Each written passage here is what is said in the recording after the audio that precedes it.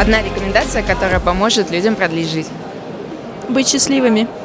Ешь, спи, двигайся, и будет все хорошо. Улыбаться. Меня застали врасплох. Любить. Больше пить. Беречь себя. Быть здоровыми и счастливыми. Здоровое питание. Побольше кушать. Любить себя в первую очередь.